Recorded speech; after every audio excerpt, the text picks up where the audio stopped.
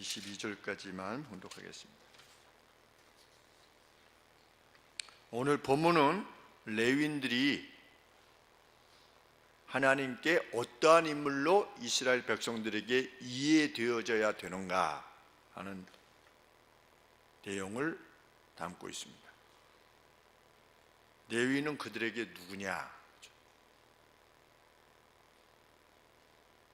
16절에 보시면 하나님께서는 그들이 이스라엘 자손들 중에 첫째 아들을 대신하여서 하나님을 섬기는 이들이라 이렇게 밝힙니다. 나머지 12지파들이 레위인들을 이해할 때 우리의 첫째 아들을 대신해서 하나님께 평생 그 일생을 드리는 자로 레위인을 이해해야 된다는 거죠. 오늘 레위인은 누구에게 해당되는 사람들이겠습니까? 사역자들이겠죠.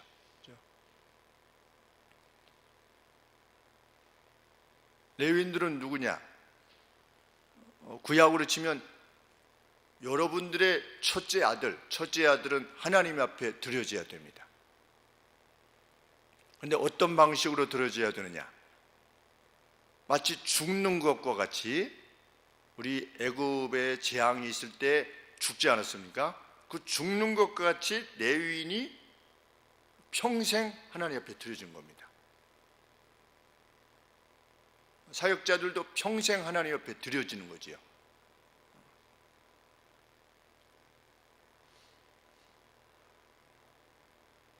어느 사회에든지 목사라 이렇게 하면 벌써 다른 삶을 살게 되지요. 그래서 그 다른 삶이라고 하는 것이 결코 쉬운 삶을 말하는 것은 아닌 줄 압니다. 목사가 화낼 수 있습니까? 목사 화 못 냅니다. 그렇죠? 어떠한 일이 있어도 목사는 화를 내면 안 된다. 선배 목사님들의 조언입니다.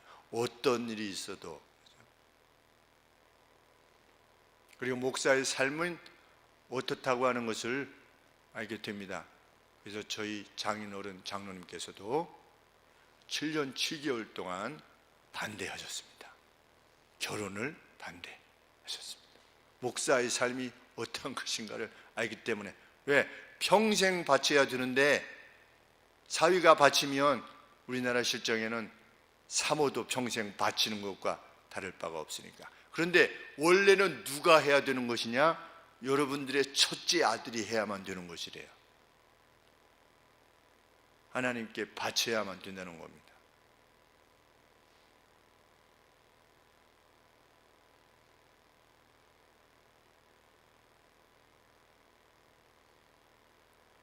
하나님께서는 애굽에서 처음 난 자를 다 죽이실 때에 이스라엘 백성들의 첫째 난 이들은 안 죽이셨는데 왜 그렇게 하셨느냐? 하나님께 구별시켜 놓으려고, 성별시켜 놓았고 따로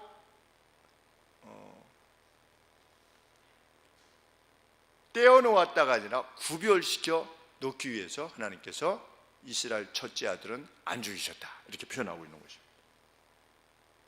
그런데 그 첫째 아들 대신에 누구를 성별시킨 것이다? 레위인을 성별시킨 것이다. 그것이 레위인에 대한 이해입니다. 그러면 목적은 뭐냐?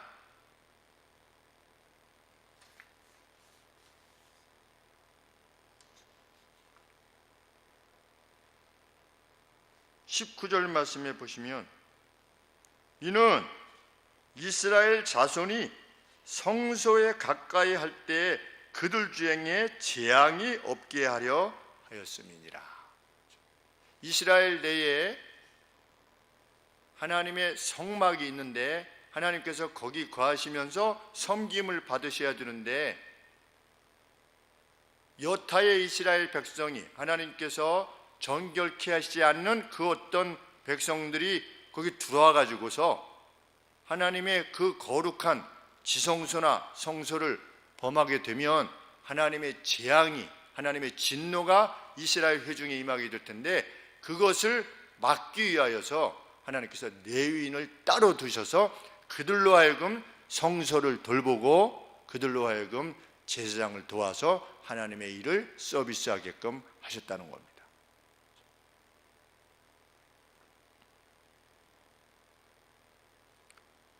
목적 자체가 매우 엄중한 것이지요.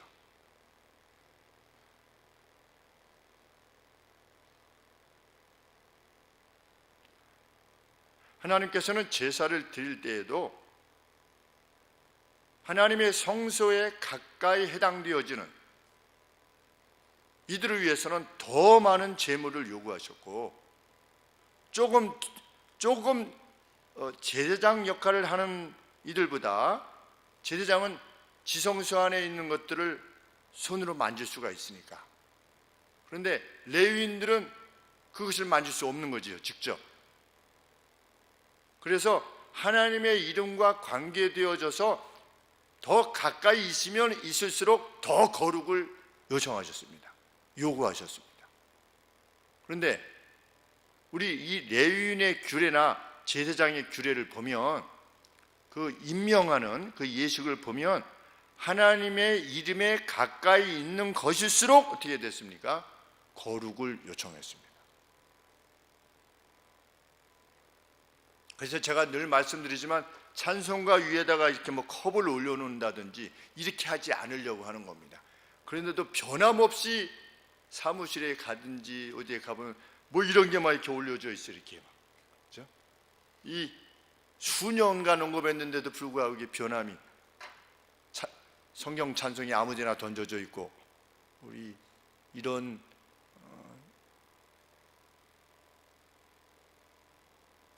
주보가 막 꾸겨져 있고, 그것이 뭐 별거 아닌 것이 아니라 사실은 하나님의 이름에 관계되어진 것들은 특별히 우리가 하나님 앞에 예물을 드릴 때도 그냥 지갑에서 드리는 것이 아니라 우리가 준비된 예물로, 그렇죠? 우리 가게에서 이전에 무엇을 지불할 때 새 돈이 나가면 그 가게의 어떤 아주머니들이 이 새 돈이네 이러면서 좋아해서 그거 따로 빼는, 뭐 하시려고, 이 헌금하려고 빼놓는 거라고. 그러면서 좋아하시는 모습을 본 적이 있는데, 하나님과 관계되어진 것들,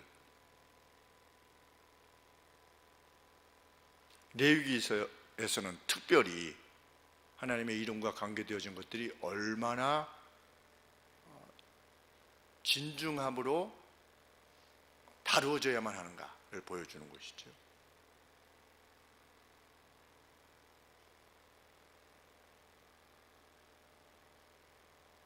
그래서 하나님께서는 레위인들을 세우시는 법을 모세를 통하여 아론에게 가르쳐 주십니다. 제일 먼저 레위 지파에 속했던 제사장은 먼저 레위인들에게 정결케 하는 물을 뿌려야 했습니다. 7절 말씀에 너는 이같이 하여 그들을 정결케 하되 곧 속죄의 물로 그들에게 스프링클하고 이렇게 뿌리고, 그렇죠?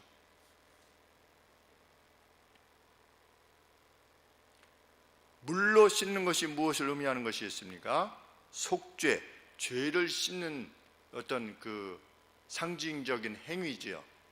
우리가 세례가 그렇지 않습니까? 우리가 세례를 줄 때 우리의 고백은 무엇입니까? 물의 양은 중요하지 않다. 온 바다의 물만큼이나 한 방울의 물로도 족하다. 왜? 그것이 의미하는 바가 씻음이기 때문이다.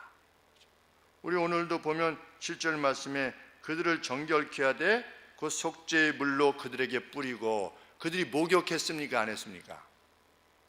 물에 들어갔다 나왔습니까? 아닙니까? 아니지요. 그들에게 뿌렸습니다. 우리는 침례나 세례나 같은 것입니다. 그렇죠?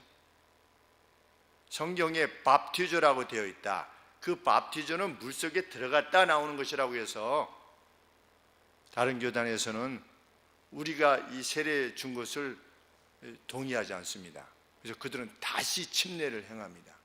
침례교하고 우리하고 뭐 구별을 짓자 이런 차원이 아니라 우리도 물이 있다면야 물에서 들어가서 나오는 것이 더 어떤 상징적인 표현으로서 합당하겠죠. 더 극적이기도 하고. 그렇지만 세례를 2번 주는 식으로 이 물속에 들어갔다 나왔다는 것이, 그렇게 해야만 세례라고 하는 것이 얼마나 어리석은 것인가를 알게 됩니다. 왜? 여기도 그렇지 않습니까? 곧 속죄의 물로 그들에게 뿌리고. 그렇죠.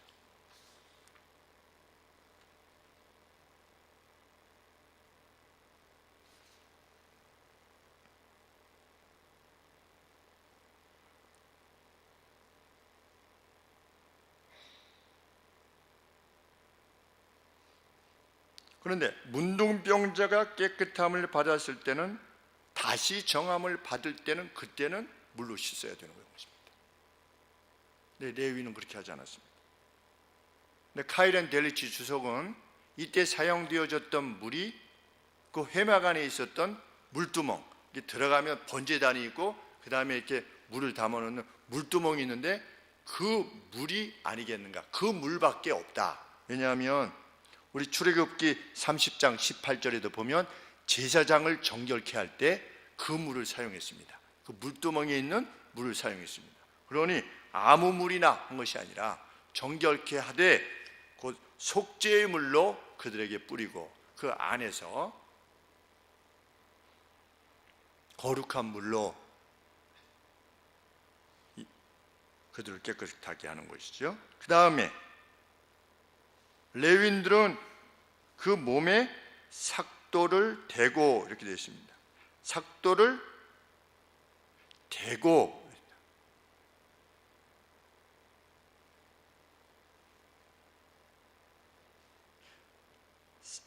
삭도를 사용해라.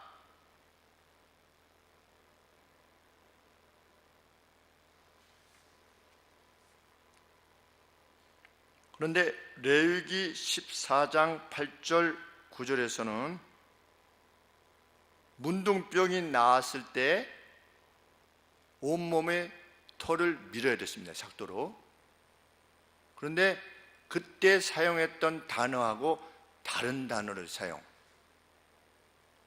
것입니다.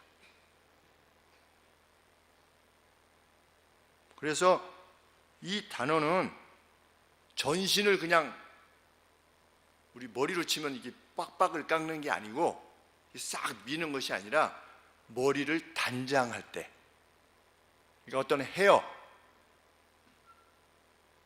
머리를 단장할 때, 어떤 털들을 단장할 때 아주 단정하게 하는 그 용어를 사용하는 것입니다. 그래서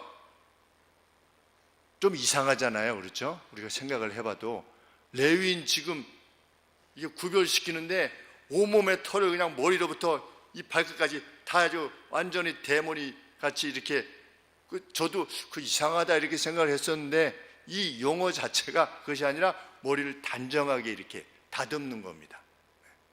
다듬고, 누구나 삭도를 했다고요? 문둥병은 삭발했던 것이죠. 그리고 레위인들은 옷을 빨았다. 옷을 빤다는 것은 우리가 성경에서 보면 경배를 준비하는 것입니다. 스프링클하고, 그렇죠? 옷을 단장하고 그 다음에 옷을 빨고. 제사장은 옷을 안 빨았어요. 왜 그랬을까요? 제사장은 제사장 옷이 주어졌대요. 이렇게 만들어가지고. 그렇죠? 근데 레위인들은 자기 옷을 빨고, 그러니까 입던 옷이 있었나 봐요. 그렇죠? 자기의 그냥 평상복을 입고 그것을 빨고 준비를 하도록 한 것입니다. 레위인들에게 요구되어지는 것은 조금 제사장보다는 조금 그 강도가 약해지는 것이죠. 이렇게 준비를 마친 다음에 어떻게 해라? 죄사함의 속죄 제물과, 죄사함을 위한 속죄 제물과 번제, 내가 온 생애를 다해서 남김없이 다 태워드리겠습니다 라고 했던 번제의 두 수소를 준비해라.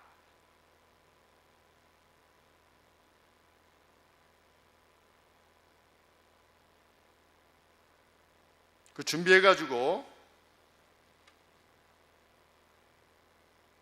12절에 보시면 레위인으로 수송아지들의 머리에 안수케 하고, 레위인들이 수송아지들한테 그 머리에 손을 얹는 겁니다. 무엇을 위해서 손을 얹는 것입니까? 죄의 전가를 위해서 손을 얹는 것입니다. 일반 백성들도 그렇게 했죠. 자기의 그 재물을 가지고 나왔을 때 가지고 나와가지고 송아지나 이런 것들의 재물에 손을 얹고 그 위에 제사장이 손을 얹고, 사실은 이 사람의 죄가 이 사람을 죽여야 되는 것인데 이 죄가 이 재물에 전가되어지기를 원합니다 라고 하는 고백을 행하는 것이죠. 고백을 행한 다음에 하나는 속죄 제물로 하나는 번제물로 여호와께 드려서 레위인을 속죄하고, 그래서 일반인들도 나왔을 때 그 머리에 손을 얹고 그 뒤에 어떻게 하는 겁니까? 그걸 잡아야 되죠. 그렇죠? 그걸 누가 잡습니까? 본인이 잡고 레위인이 도와주고, 레위인이 이제 각을 떠 이런 것들은 본인들이 하면서 레위인들이 가져다가 이제 번제단에서 이제 제사장 갖다 주겠죠. 그렇죠? 그러면 제사장이 그걸 하나님 앞에 드리는 이런 중간 역할을 레위인들이 행했고, 우리는 그래서 제가 누누이 말씀드리지만 그냥 소 가지고 와서 좀 잡아주시오 이렇게 하는 것이 아니라는 것이죠. 자기가 잡는 겁니다. 자기가 잡을 때 소가, 양이 그 숨이 끊어지는 소리를 본인이 듣고 그 피비린내, 그 처참함을 본인이 인식하는 거지요. 원래는 누가 그렇게 죽어야 된다? 본인이 그렇게 죽어야 된다. 그래서 진정으로 예배 하나님 앞에 나와서 그 죄사함을 구하는 이들은 그 제사 과정 자체에서 그 죄가 지닌 그 비참함을 인식할 것이 분명합니다.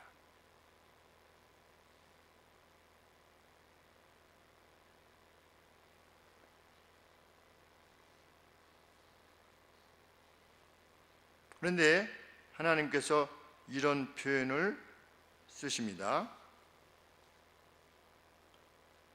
레위인으로서 12절에 수송아지들의 머리에 안수케 하고 내가 그 하나는 속죄물로 하나는 번제물로 여호와께 드려 레위인을 속죄하고 레위인을 아론과 그 아들들 앞에 세워 여호와께 요제로 드릴지니라. 그런데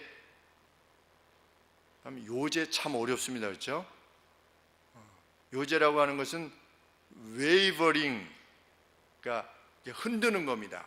이렇게 흔드는 건데, 그래서 우리 주석에 보니까 참 요제에 대한 언급이 잘 안 나오는데 참 오랜만에 찾았습니다. 오랜만에 찾았는데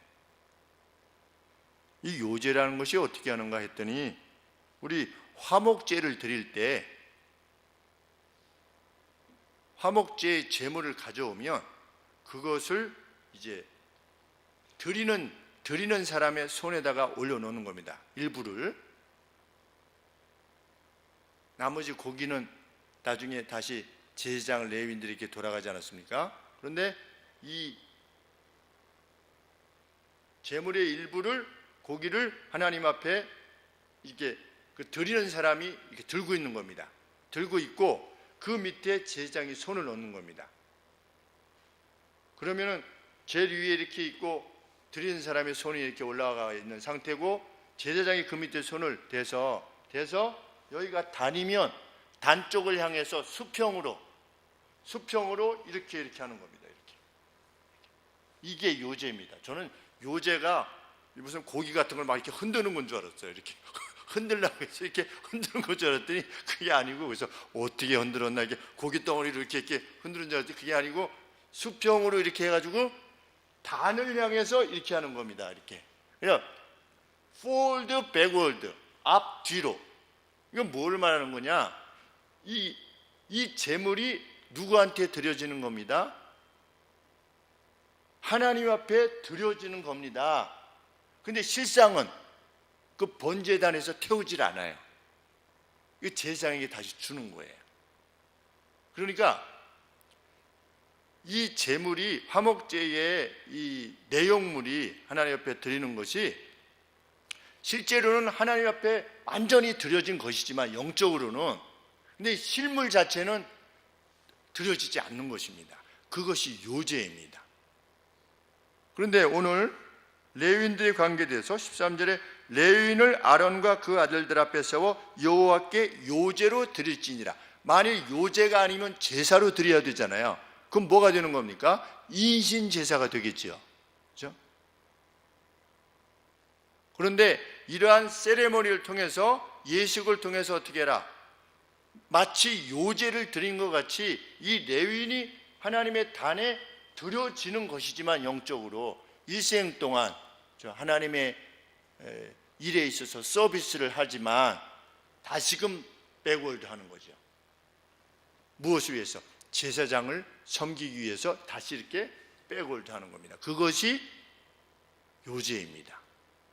그래서 오늘 이 주석의 내용을 읽고서 막 마음이 기쁘더라고요. 아, 이게 요제구나. 여태까지 몰랐어요. 그냥 이렇게 흔드는 건 줄만. 어디에 설명이 잘 없어가지고, 제가 뭐 게을러서 못 찾았는지 모르겠지만 여하간에 여러분들도 이런 내용 들으면 기쁘지 않습니까? 그 의미가, 아, 이게 이거구나.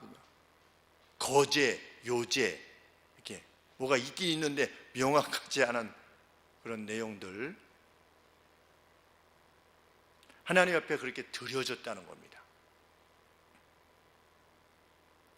그것은 레위인들이 스스로 인식해야만 되는 내용이겠죠.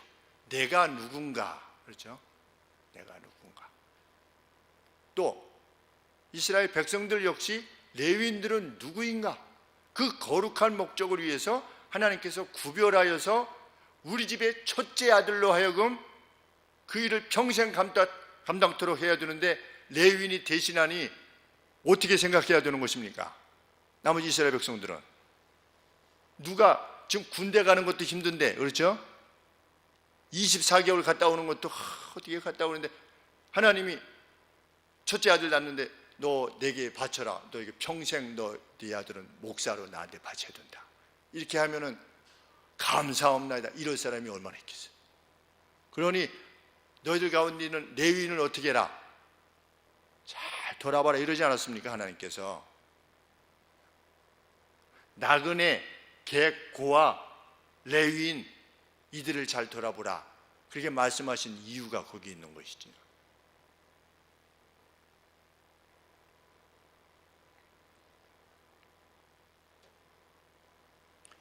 이렇게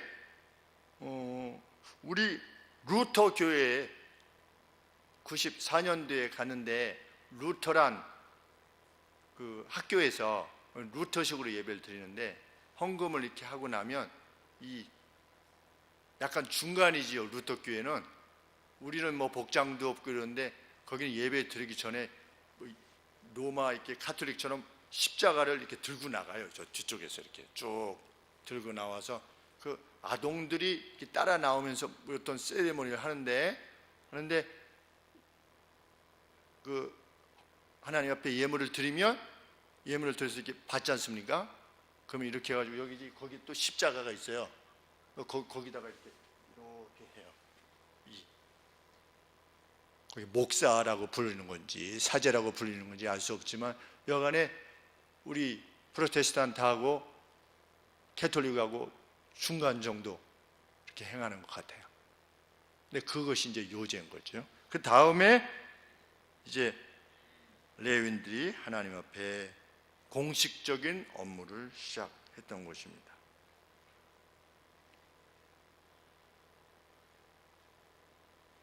근데 레위인들이 이렇게 하나님 앞에 드려졌을 때 참 이스라엘 나머지 12지파를 위해서 헌신한 것이지요. 왜냐하면 그들은 이 직임을 위해서 이제 민수기를 지나서 이제 여호수아 때 해서 들어가 가지고 이제 그 회막에서 행할 때 하나님께서 뭐라고 명령하셨습니까? 다 이렇게 정리가 되면 이스라엘의 12지파에 각각 흩어져서 이 직을 감당했죠. 레위인으로서의 직임을 감당했습니다. 물론 하나님의 성소는 한 군데였지만, 그렇죠? 하나님의 일에 관계되어지는 일에 레위인들이 각각 흩어져서, 그래서 레위인의 성읍이 도피성 6군데, 밑에 도피성 붙여놓았죠. 식당 옆에. 그 6군데를 포함해서 총 48곳에 흩어져서 이스라엘 백성들을 섬겼습니다. 그러니 너희는 너희들 가운데 있던 이 레위 지파를 잘 돌아봐라, 이렇게 하나님께서 명령하신 것입니다. 그들도 헤어지기 싫었겠지요. 자기들도 뭉쳐서 자기 친족들인데 다 같이 살고 싶지 않았겠습니까? 그런데 48곳에 다 흩어져서 살 수밖에 없었습니다. 하나님 앞에 드려졌던 것이죠.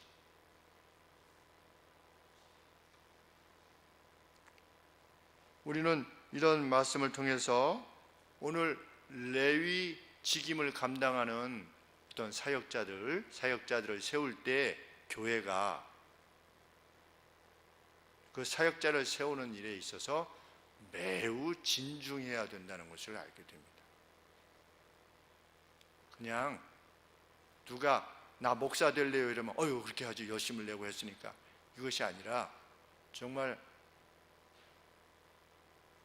일반 사람들이 하나님의 성소를 범하여서 이스라엘 내에 재앙이 임하게 되는 그것을 막기 위하여서 하나님께서 구별하여 세우셨을 만큼 사역자들이 정말 준비된 이들로 하여금 사역자의 길을 갈 수 있도록 교회가 힘을 다해야 되고, 교회의 원리는 교회가 사역자를 추천해야 됩니다.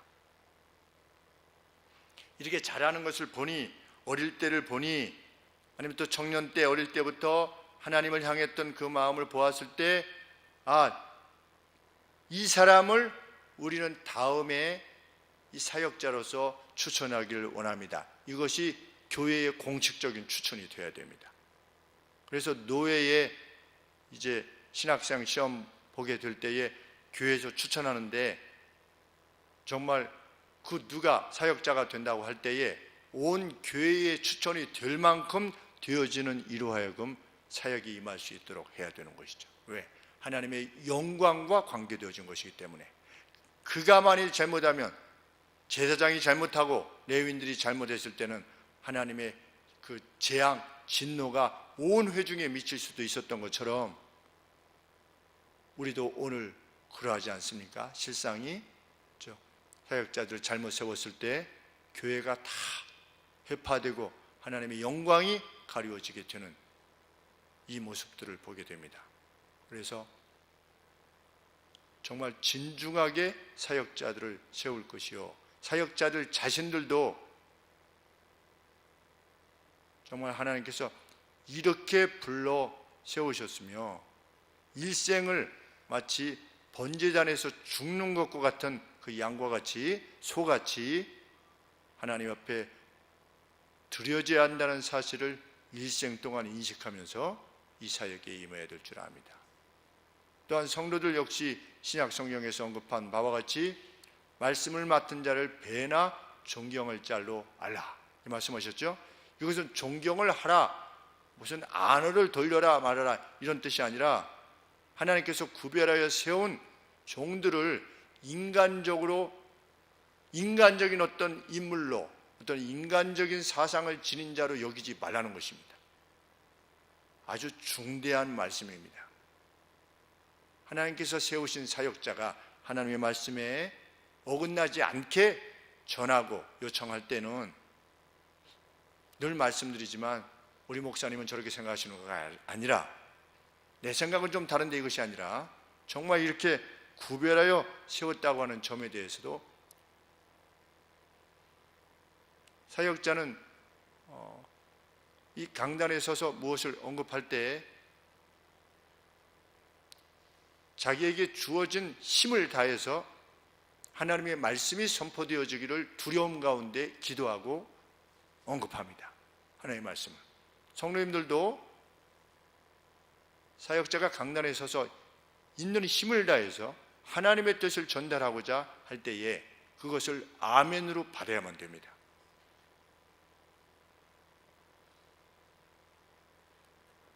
사역자들은 자신에게 맡겨진 사역이 그렇게 거룩한 직이요, 성도들은 그들의 첫째를, 여러분들의 첫째를 대신해서, 여러분의 가족의 그 누구를 대신해서 사역자들이 사역에 임하고 있음을 참 존중히 여겨서 어떤 방식으로든지 사역자들을 통해서 외쳐지는 하나님의 말씀에 순종하고, 그것이야말로 사역자를 기쁘게 하는 것이고 더욱 힘을 내서 자신의 일을 감당케 하는 일이라 믿습니다. 우리 교회가 정말 이 거룩한 직임을, 하나님의 이름이 담겨있는 이 직임에 대해서 공동의 인식을 가지고 나아가는 귀한 교회가 되기를 소원합니다. 기도하겠습니다.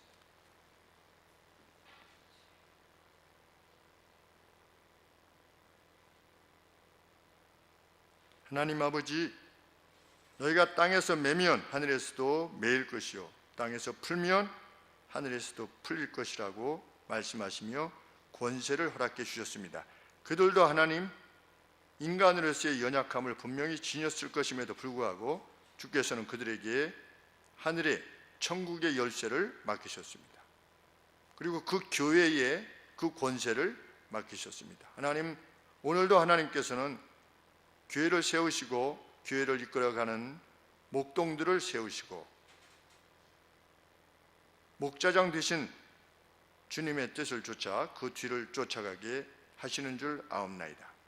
하나님, 힘을 다하여서 성경 말씀이 지닌 명백하게 드러내신 계시의 말씀을 사역자들이 온전히 전달할 수 있게 하여 주시옵소서.